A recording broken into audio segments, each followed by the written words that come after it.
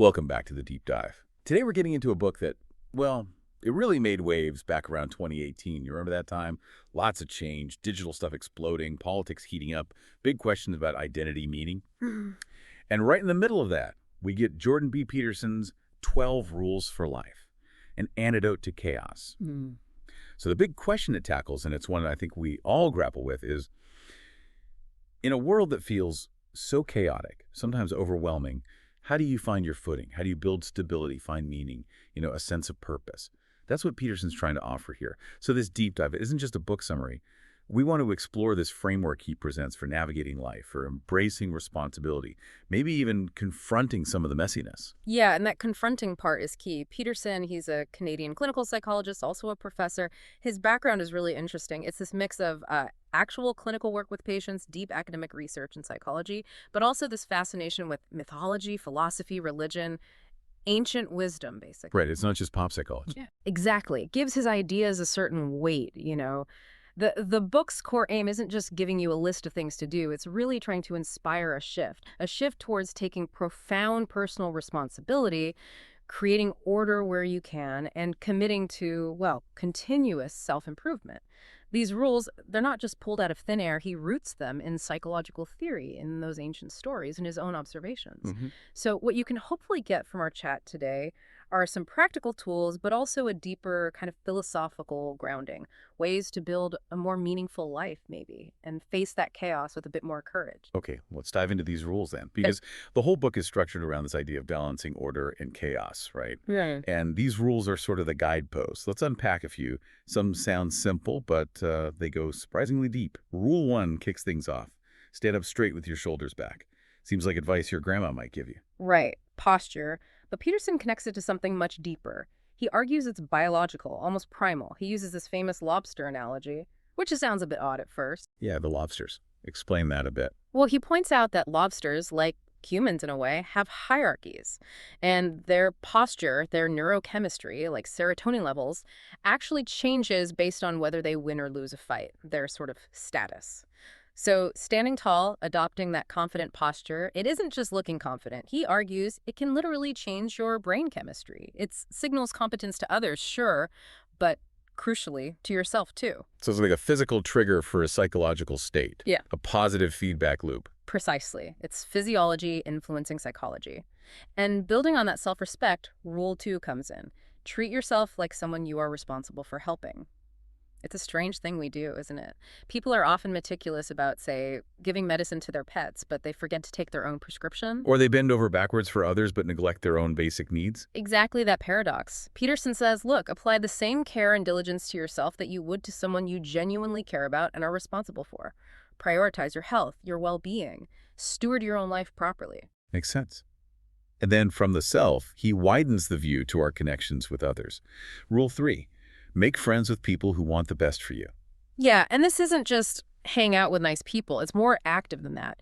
Peterson's point is that you should actively seek out and cultivate relationships with people who genuinely support your growth, who challenge you to be better, who are aiming upward themselves. And avoid the opposite, presumably. Right. He warns that relationships with people who are maybe resentful or pulling you down, they can drag you into their own chaos. It makes your own journey much harder. It's almost a moral consideration for him. Okay, so choose your company wisely.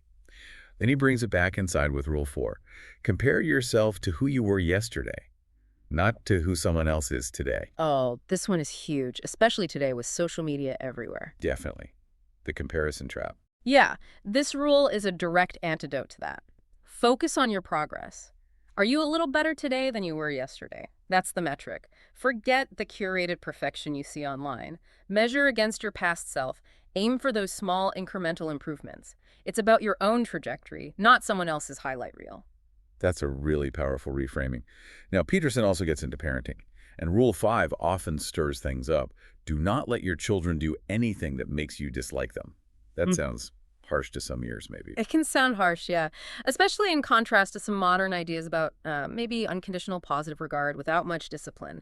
But Peterson's argument, as I understand it, is rooted in long-term well-being, both for the child and society. How so? He argues that children need boundaries. They need discipline, not out of anger, but out of love. to learn how to regulate themselves, how to behave in socially acceptable ways. If you let children behave in ways that genuinely make them unpleasant or difficult, his point is they won't be well liked. They won't integrate well socially. Permissiveness, he suggests, ultimately harms them by setting them up for social failure and isolation later on. It's about preparing them for the real world. So it's tough love with a focus on future social integration. Okay. And then rule 6 is another one that really lands. Set your house in perfect order before you criticize the world. Yes, this is pure personal responsibility. Before you go trying to fix society's big problems or even just complaining about them. Look in the mirror first. Pretty much. Sort out your own life. Address your own shortcomings, your own chaos. Bring order to your immediate sphere of influence, your room, your relationships, your finances, your mind. Master your own domain first. It's a call for humility and action at the personal level. Which seems like a good lead into Rule 7. Pursue what is meaningful, not what is expedient. Exactly. This is a core distinction for Peterson. Expediency is about what's easy, convenient, maybe gives short-term pleasure, or avoids immediate conflict. Like procrastinating or telling a white lie to avoid trouble. Right. Meaning, on the other hand, often involves difficulty, sacrifice, embracing responsibility. It's about aiming for long-term goals that have genuine value, that align with your deepest principles, even when it's hard. That's where he argues true fulfillment lies, not in just chasing comfort. And speaking of avoiding lies, Rule 8, tell the truth, or at least don't lie, seems straightforward enough. It does, but he takes it very seriously. He connects truth-telling to the very structure of reality, in a way. Lying, even small white lies, he argues, distorts your perception. It forces you to build a false reality, internally and externally. And that complexity, that falseness, breeds chaos and suffering down the line. Whereas truth. Truth, even when it's difficult or painful in the moment, aligns you with reality. It simplifies things, builds trust, maintains order. It's about integrity, really. And that integrity carries over into how we listen. Rule 9, assume that the person you are listening to might know something you don't. Yes. Intellectual humility. It's a call to genuinely listen when someone else is speaking. Not just waiting for your turn to talk. Exactly. Assume they have unique experiences, perspectives, knowledge that you lack. Be open to learning from anyone. It combats arrogance and allows for actual dialogue, not just competing monologues. Building on that communication theme is Rule 10. Yeah. Be precise in your speech. Why is precision so important? Peterson sees language as incredibly powerful. It's how we grapple with the unknown, how we define problems, how we articulate goals. Vague speech, he argues, leaves things fuzzy, undefined. It allows problems to fester, misunderstandings to grow. Chaos thrives in ambiguity. So precise language helps define reality, identify problems clearly, and maybe even solve them. That's the idea. Precision brings order out of the undifferentiated potential of chaos. It clarifies thought, both for yourself and for others. Okay, now Rule 11 feels like a bit of a curveball. Do not bother children when they are skateboarding. Skateboarding.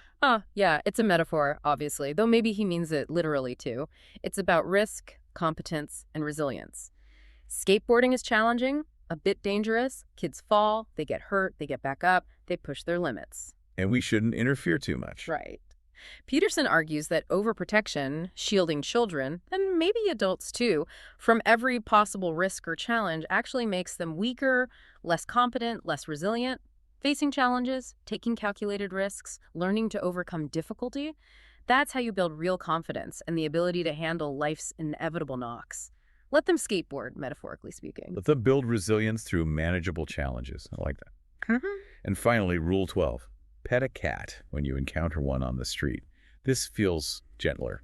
It does. After all the intensity of the other rules, this one is about acknowledging suffering, the inherent difficulty of life, but also finding moments of grace and simple connection amidst it all. Like stopping to appreciate something small and good. Exactly. Life involves suffering, that's a given for Peterson, but you can still find moments of warmth, beauty, simple pleasure. Petting a cat is just one example. It's about staying open to those small pockets of joy and comfort, even when things are tough.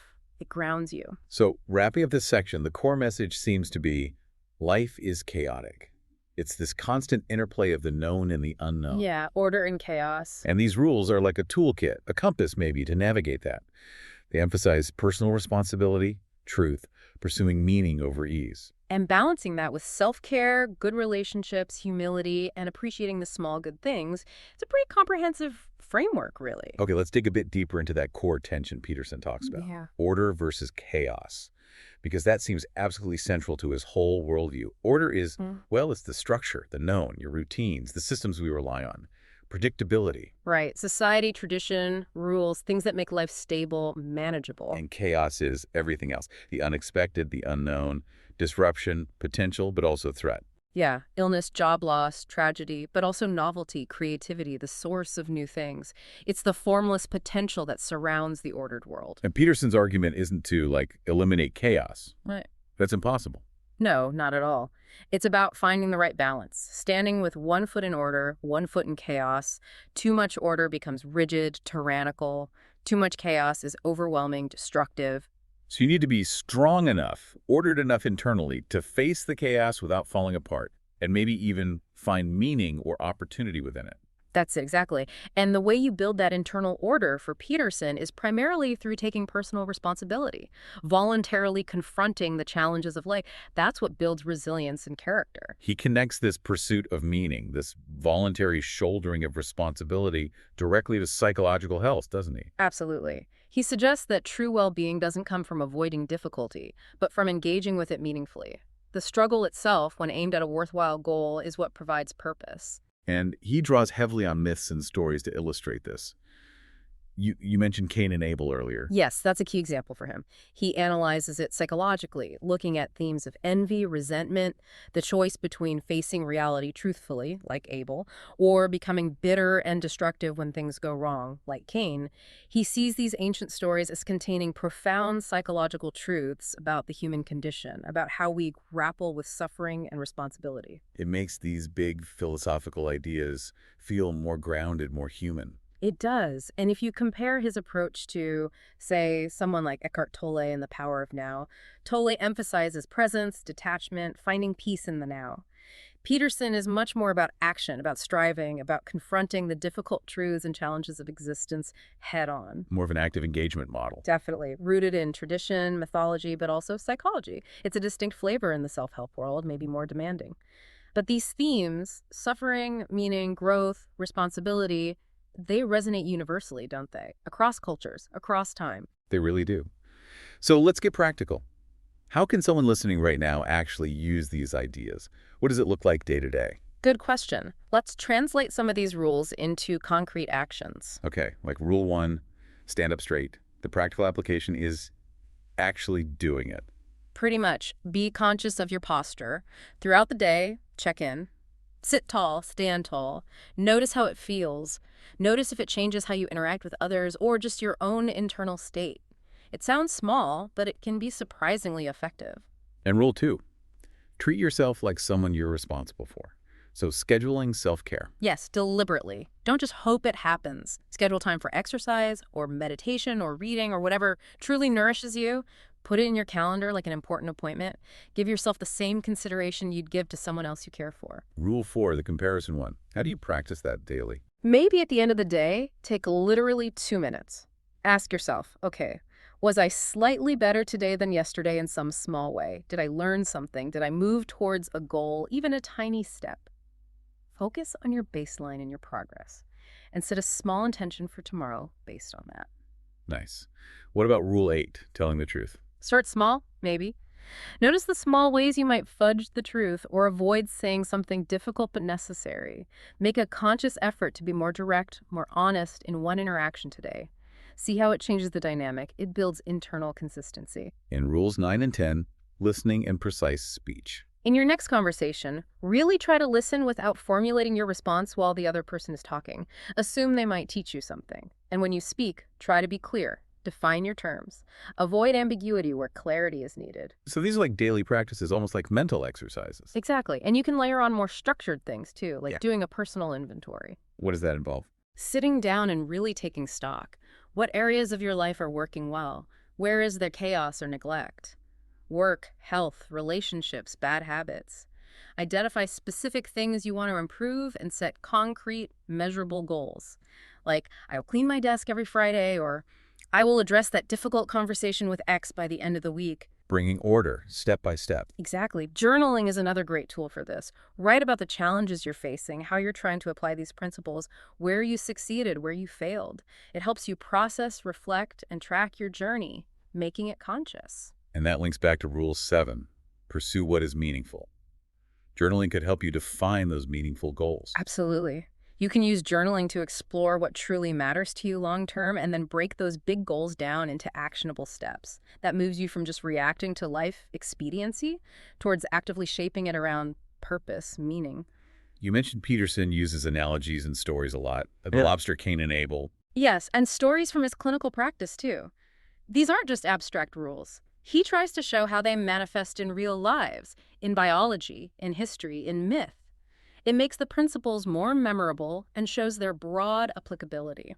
So the overall strategy is this blend of conscious daily practice, deeper reflection like journaling, clear goal setting, and understanding the underlying principles through these varied examples. Right. It's a framework for cultivating order, meaning, and resilience in your own life, grounded in taking responsibility. Okay, so let's try and tie this all together. If Yeah. you had to boil down the biggest takeaways from 12 Rules for Life Yeah. for someone listening, what would they be?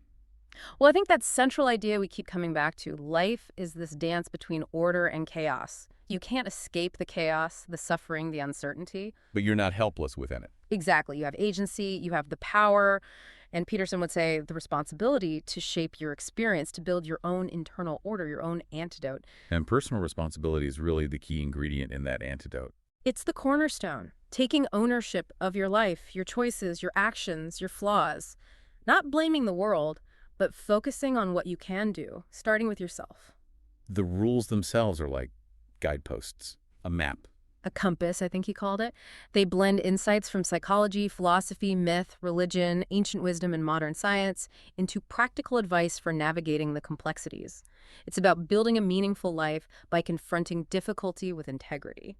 Remember those practical, almost physical rules like stand up straight. Yeah, embodying confidence. It's not just mental.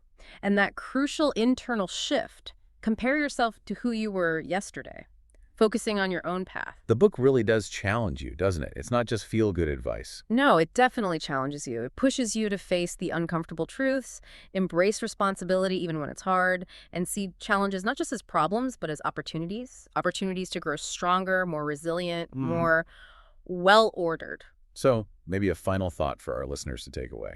Yeah, maybe this. Reflecting on Rule 6, about setting your own house in order.